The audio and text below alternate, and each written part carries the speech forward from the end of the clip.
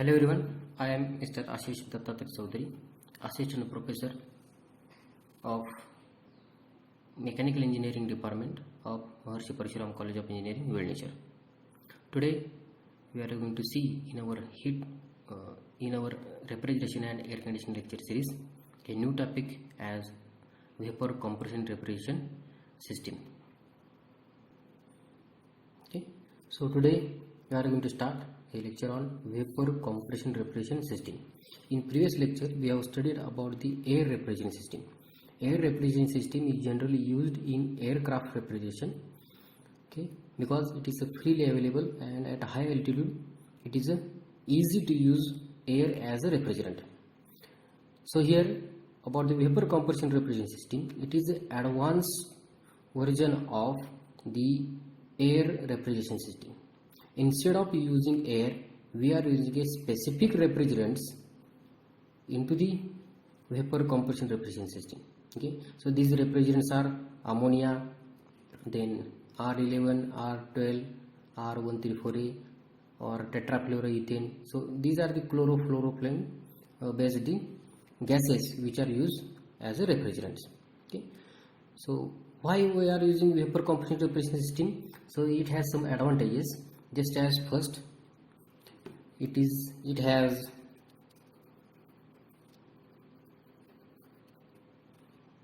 smaller size for the given capacity of refrigeration. Okay, then second one, it has less running cost, and third one, it can be employed over large range of temperatures. Okay, and fourth one, the coefficient of performance is quite high for this system. So these are the advantages of this system by using vapor compression refrigeration system over the air refrigeration system. Now we'll see about some disadvantages. Okay, the first one, as initial cost of this system is high one, because in this the main component as a compressor, so obviously the cost will be increased, but if you see running cost is very much less. Okay, and last one, the prevention of leakage of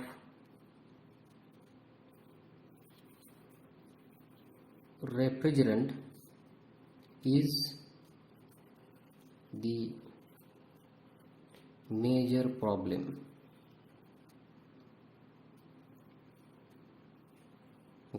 So because if we compare about the air refrigeration system, so in air refrigeration system, air is used as a refrigerant, and you know that air is not toxic one and air is freely available. But in vapor compression refrigeration system, we are using a particular gases as a refrigerant. So obviously if leakage will be available from the system, so this will be dangerous one, or to find out the leakage, it is a tedious job. If you compare about the ammonia gas, if it is leakage, then we know that ammonia is a toxic gas, so there will be problem for the system. So this is about the vapor compression refrigeration system. Now we will see what is the actual vapor compression refrigeration system. What is the system? Okay, vapor compression refrigeration system. Okay, So what about here? Here there are the four main devices in the vapor compression reference system. So first we start from the compressor, because the name itself indicates the compression. So we will start with the compressor. Okay, so compressor has inlet which is denoted at point number 1. So this is our compressor. Here we supplied the work done for to increase the pressure and temperature of the refrigerant. So what we have? We have the point number 1 is the low pressure and low temperature refrigerant at point number 1. But now at the discharge condition, so this is the discharge, is denoted as point number 2. Discharge is directly connected with the coil. This is a condenser coil. After that there is the receiver, and after the receiver there is used the expansion device, and this is the condenser. Okay, then after the expansion valve there is the evaporator coils.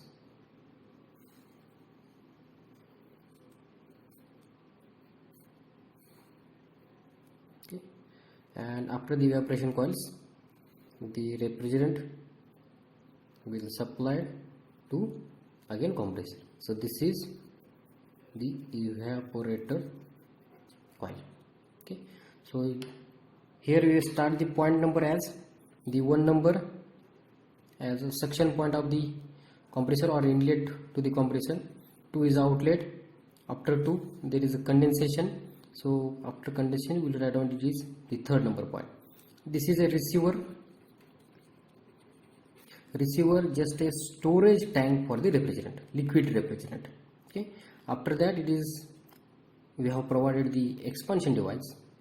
Okay, so after the 3rd there is a point number 4 into the expansion, after the expansion one, and after 4 number points there is evaporation or evaporator device, and this evaporator device then it is supplied to the compressor. Now we will see one by one the function of this vapor compression refrigeration system. We will start from the point number 1. Okay, so low pressure. Here if you see in the diagram, I have drawn the diagram in 2 colors. The first one from the red color and the blue color. So red color, that is start from the point number 2 to the expansion valve. So here we will see the high temperature area or high temperature flow, and after the expansion valve the diagram is shown as blue color. So this is a low temperature flow. Okay, similarly here the high temperature and high pressure. So if you see in the compressor, the compressor has working as the at the inlet we have provided low pressure and low temperature refrigerant. After supplying the work done to the compressor, it will be compress the vapors coming from the evaporator at low pressure and low temperature, and will be compressed at high pressure and high temperature. Okay, so that high pressure and high temperature refrigerant in the form of gas or vapors in the form of gas will be supplied to the condenser. Okay, now in the condenser, so same refrigerant at high temperature and high pressure it is going to condense by using the cooling medium. So cooling medium for domestic refrigerator is used as atmospheric air, or some big refrigeration, big vapor compression refrigeration system. So sometimes the condenser medium is used as a water. Okay, so what will happen here, at high pressure and high temperature, the gas refrigerant will be condenses and convert into the liquid refrigerant. Okay, so here we have start the liquid refrigerants. So this liquid refrigerants we are storing into the receiver. Okay, so the function of the receiver just storage of a liquid refrigerant at a high temperature and high pressure. After that, this outlet of the receiver will be attached with the expansion device. So expansion device means just it is an expansion valve. So here the throttling process will be occur, and during the throttling process the pressure will be reduced from high pressure to the low pressure. When the pressure will be reduced from high pressure to low pressure, its temperature also reduced to the low temperature side. So the temperature also reduced from high temperature to the low temperature. Okay. So during that, what will happen, some part of the refrigerant will be converted into liquid form, but some of as it is in the gas form. Some of the liquid from liquid will be converted into gas, but maximum portion is available in liquid form. Now you see the low pressure and low temperature liquid, now we are supplying to the evaporator. In the evaporator, what will happen, at low pressure and low temperature, that liquid refrigerant absorb the heat from the surrounding medium, absorb the heat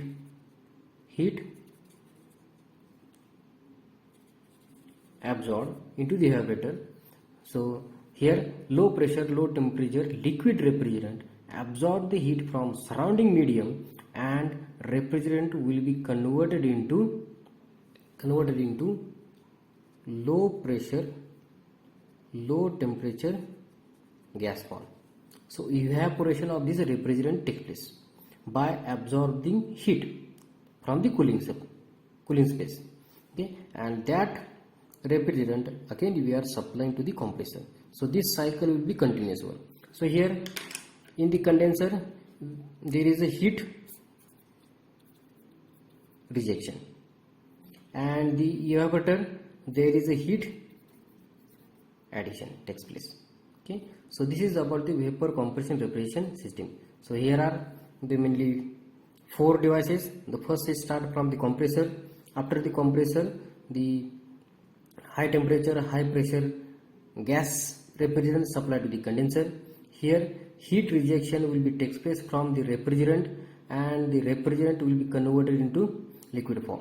Okay, that high pressure high temperature liquid refrigerant stored into the receiver, and that again supplied to the expansion device.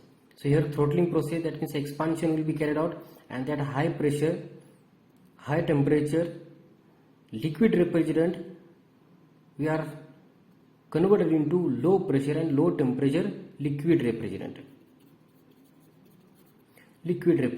So that liquid refrigerant at low pressure and low temperature we are supplying to the evaporator. So here in the evaporator, that low pressure low temperature refrigerant liquid refrigerant absorb the heat from the cooling medium, and it will be converted into gas phase, and that gas phase, that low pressure low temperature gas refrigerant we are again supplying to the compressor. So this cycle will be continuous one, and due to that we will absorb the heat from surrounding medium, and we will reject the heat to the condenser at the condenser. Now we will see the pressure and enthalpy chart. So it is also called as a PA chart. P means pressure and EH means enthalpy. Okay. So for the particular refrigerant, so this is the PA chart. Suppose we consider it is R11, R12, any refrigerant. So this is the PA chart. This is just the representation of properties at a particular pressure and particular enthalpy. Okay, so at x-axis we have considered here enthalpy, and at y-axis we have considered here pressure. Okay, now here, so this is the general curve, which is the continuous blue line. Okay. So here if you see, this point is considered as a critical point. Okay. This is a critical point. So critical point means above this, if pressure will be increased of this refrigerant, it is directly converted from the liquid to the gas. Okay. So now about the curve. Left side of this curve, this one, it is a saturated liquid curve or line, and right side of the critical point of this curve is taken as the saturated vapor line. Okay, so if you see, so that means the right hand side of the saturated vapor line is considered as the superheated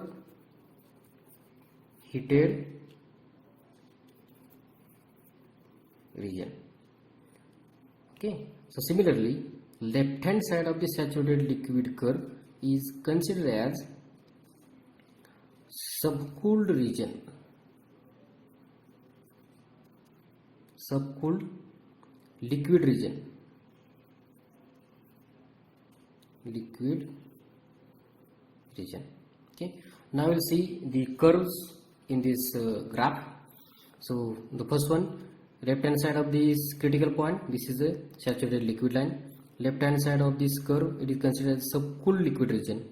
Then this right hand side of the critical point curve is considered as a saturated vapor line, and right hand side of this critical this curve, saturated vapor line, is considered superheated, the superheated vapor region. Okay, superheated vapor region. And if you see the dome, in this dome structure, this region is considered as a, this is considered as a liquid, mixture of liquid and vapor region. Okay, now we'll see these curves. Here this red line shows the constant temperature lines. So red line is the constant temperature curve. Okay, now about the dotted blue line, it is the constant volume curve. Okay. And now about the here the dotted black lines here shown as, this is as a constant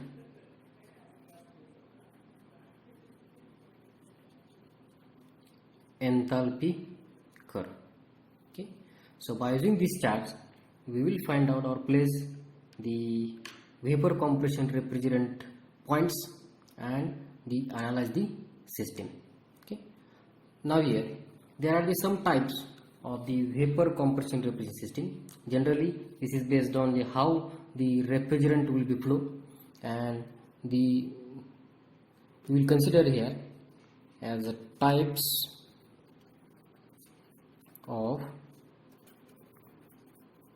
vapor compression system.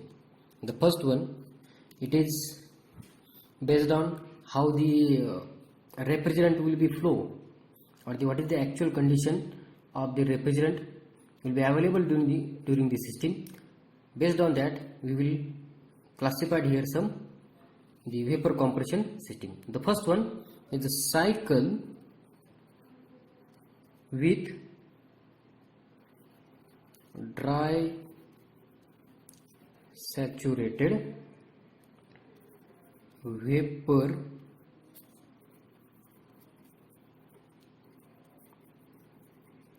after compression. So that means If you see where the dry region, so dry area is, dry means liquid is not available into the refrigerant. Liquid refrigerant is not available, that means it is totally vapor form. This is considered as the dry region. So we know that the dry region is available as the superheated region and the curves, the saturated vapor line. So saturated vapor line means 100% vapor, and if you again increase the temperature of this vapor, will be considered as a superheated vapor region. So that means our first type, the cycle with a dry saturated vapor after compression, that means the after compression the vapor point is available on this saturated vapor line. Okay, now next one. Next is cycle with wet vapor after compression. Okay, we know that wet vapor means the liquid refrigerant is available. So that means now the point is not available on the saturated vapor line, it is available inside of this liquid vapor region. Okay, sum up here. So depend upon the dryness fraction, the point we are getting into the system. Okay, and third, cycle with superheated vapor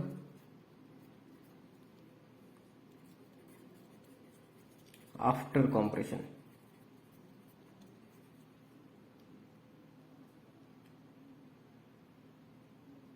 Okay, so that means the after compression the point is available in this region, superheated vapor region. Okay, now fourth is cycle with superheated vapor before compression. Similarly, so in previous three we have seen the point is after compression. Now fourth cycle is if point is available in superheated region but before the compression. That means the vapors coming from the evaporator which are actually available with superheated region. Okay, so this is about the fourth type, cycle with superheated vapor before compression. And fifth one as cycle with undercooling or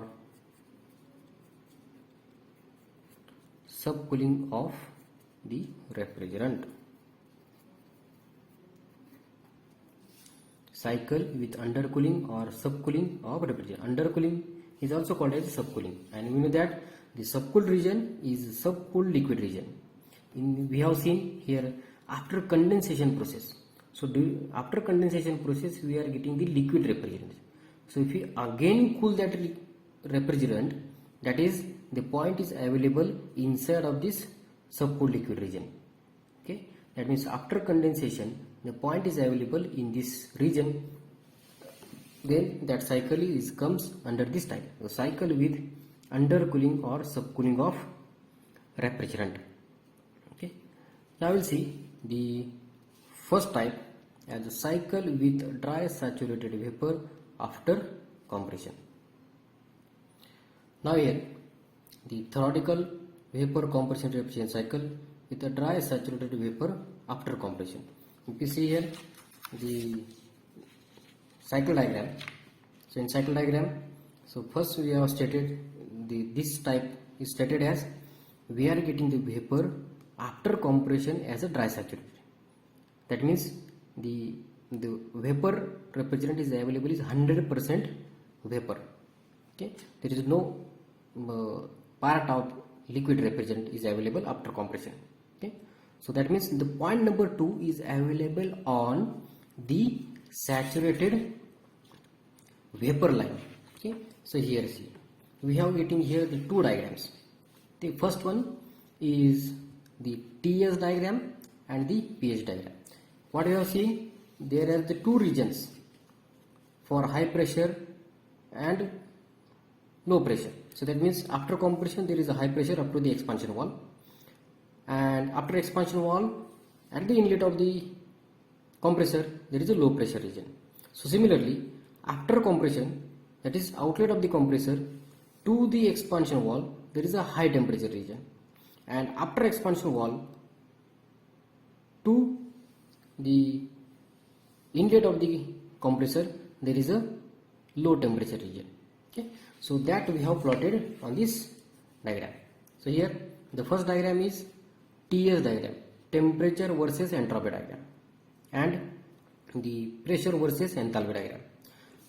Actually in the compression, the theoretical system is that we will consider that the compression process is considered as an isentropic compression process. That means entropy is constant. So that's why we have the point the 1 to 2. The compression process is available as the entropy becomes constant. Okay. So and we have stated our system is that the dry saturated vapor after compression. That means point number 2 is available on the saturated vapor line. Okay. If it is available in saturated vapor line, that means the one number point is available in liquid and vapor mixture region. Okay. So 1 to 2 is the isentropic compression process. That one is inlet of the compressor, 2 is outlet of the compressor. Same process will be denoted on the pH diagram as the one number point is available on liquid vapor mixture, and the straight line, because this straight line we have previously seen in the pH chart, as this straight line indicates straight inclined line is indicated as an isentropic process. So 1 to 2 is isentropic compression process, and the 2 number point is available on the saturated vapor line. So that's why we have the point number 2 is available on the saturated vapor line.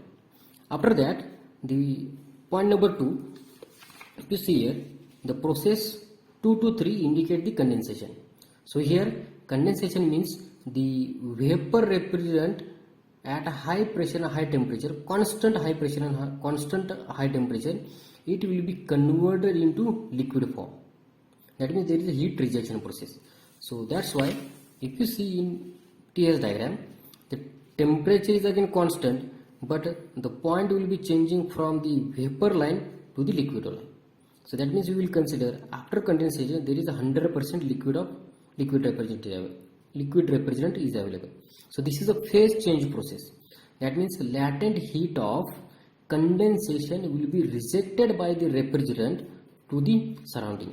So this is QR, heat rejected, and we know that the phase change process is available at constant pressure and constant temperature. So that's why this is the horizontal line on the TS diagram. So now we'll get the point number 3 as 100% liquid, that means the condensed liquid. Okay. So similarly, if you see in the pH chart, the point number 2 is available on the vapor line, and after rejection of the condensation process, the latent heat of condensation will be released to the surrounding, and the vapor will be converted into liquid. That means 100% liquid. So this is about this is a compression process, and this is the condensation process. So 1 to 2 compression, 2 to 3 condensation. Now after 3 point, we have the functional device is the expansion device. Okay. So here the throttling process, that means expansion will be carried out. So expansion will be carried out.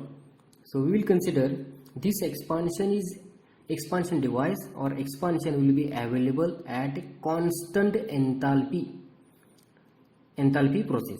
So here the expansion will be taking place. That means the volume will be increased. Expansion means volume will be increased. So 3 to 4 process. So for that, if you see here, temperature will be reduced. Obviously, if pressure will be reduced at constant enthalpy process, so in this chart, pH chart, the pressure will be reduced from P3 to P4. Okay. So during that, when pressure will be reduced at a constant enthalpy curve, that means H3 is equal to H4. Okay, in this chart. So, and this is on the TS diagram. There is a small curve. Small curve is the, if you see here, the after condensation process we are getting 100% liquid, but after throttling process this 100% liquid is not available as 100% liquid. Some part will be evaporated. So that why the sum of the liquid will be converted into vapor form. So that's why we have seen the point number 4 is available in liquid vapor mixture. So similarly in this pH chart also. Okay. Now that after throttling the liquid vapor mixture refrigerant at low pressure and low temperature, we are supplying to the evaporator, and in the evaporator latent heat of evaporation will be absorbed by the refrigerant, and the whatever liquid refrigerant is available, that will be converted into the gas form. That means this process is now available at a low pressure and low temperature, constant low pressure and constant low temperature. Okay, so same is again here. So here the 4 to 1 process, it has constant temperature, heat addition, that means heat is absorbed by the refrigerant, and same is again here, the 4 number point is shifted to the 1 number point, and P1 to 4, that means at a constant pressure the heat will be absorbed by the refrigerant, and it will be converted, whatever liquid refrigerant is available, that will be converted into gas form. But if you see here, 1 number point is not a total gas point, because the point number 2 is available on dry saturated point. Due to the isentropic process, the point number 1 is always available inside of the liquid vapor mixture. Okay, so this is about the theoretical vapor compression refrigeration cycle with a dry saturated vapor after compression. Thank you.